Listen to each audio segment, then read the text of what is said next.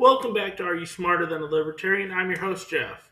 And before we touch on this Don Lemon situation and have some radical discussions, I just want to thank everyone who's subscribed, who's followed me. I thank you very much for everything you're doing to engage and help build this channel.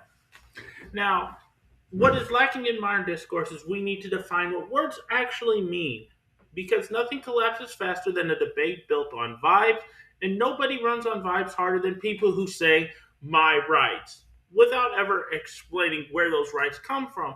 You can't explain something if you don't understand the foundation of it. Maury Rothbard, a great Austrian and libertarian thinker, nailed this decades ago. He pointed out that liberals love the language of human rights, especially things like free speech and free press, but they suddenly get really cagey the moment private property enters the chat. And his argument was devastatingly simple. Rights only make sense as property rights. Strip property out of the equation and every right becomes fuzzy, conditional, and subject to whoever has the loudest megaphone or the most followers on YouTube and TikTok. And this framing matters, and it matters a lot. Because last month, Don Lemon, formerly of CNN, embedded himself with anti-ICE protesters who entered a church in St. Paul, Minnesota, and disrupted an ongoing worship service, which in and of itself it makes you kind of a douchebag. Federal agents later arrested Lemon in connection with the incident. He was released the next day and immediately claimed his First Amendment rights as a member of the press were violated. Now let's get into the radical part. Now, notice how fast we jump to rights without ever asking one of the most important and most fundamental questions when it comes to law, at least as far as I'm concerned and other libertarians are concerned. Whose property are we on? The First Amendment is one of the most misunderstood pieces of the Constitution, partially because people treat it like a permission slip rather than what it actually is, a restriction on government power. That's it. It doesn't grant abilities, it removes authority from the state, which I think we can all agree the state needs to lose as much authority as possible. Freedom of the press means the government can't stop you from publishing, it cannot license ideas, it cannot pre-approve speech. This is not the Soviet Union or Maoist China, or Communist China for that matter. It can't punish you for embarrassing people in power. However, leftist governments around the world will do that for you. And that's why we have the First Amendment, and it exists, and it needs to be protected. What it does not create is a special class of people called journalists who get to ignore property boundaries. Journalists, doctors, nurses, police, firefighters, military, those are all choices. That's it.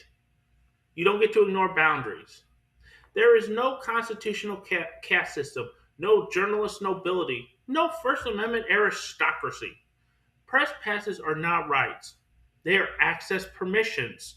Private entities issue them, governments issue them, and they are only valid on the property of whoever issued them. A White House press pass lets you into the White House briefings. It does not give you a roaming warrant to walk into churches, homes, or businesses whenever something newsworthy is happening, whatever that means, because we don't even know what newsworthy means anymore. Libertarian ethics make this painfully clear. No one has the right to enter my property without my consent. Not protesters, not reporters, not celebrities, not people who think their cause is righteous. Most people that have a righteous cause are actually very insufferable people to be around, if we're going to be honest. And yes, churches count as this. A church with open doors is still private property. Welcoming is not the same thing as public. The property is controlled by the people who control the church. Walking into worship is different from walking in to disrupt. I don't know why that's so hard for people to understand on the left. Now, let me ground this in a hypothetical because hypotheticals expose bad arguments very fast. I live near Cleveland. I hang a Steelers flag in my front window.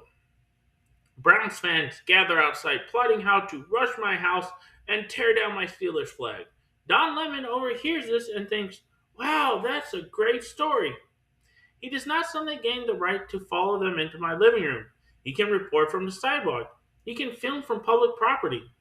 The second he steps onto my lawn or through my door, guess what he does? He violates my rights. And guess what? My rights are very, very important to me. The same rule applies everywhere. Crossing a property line is crossing a moral line, whether you like it or not, because you're trampling on someone else's rights, the right to their property, to not have people traipsing across their land. Some people will try to pivot to freedom of religion here, but again, that amendment restrains the government. It prevents the state from establishing a religion, excuse me, or prohibiting religious exercise.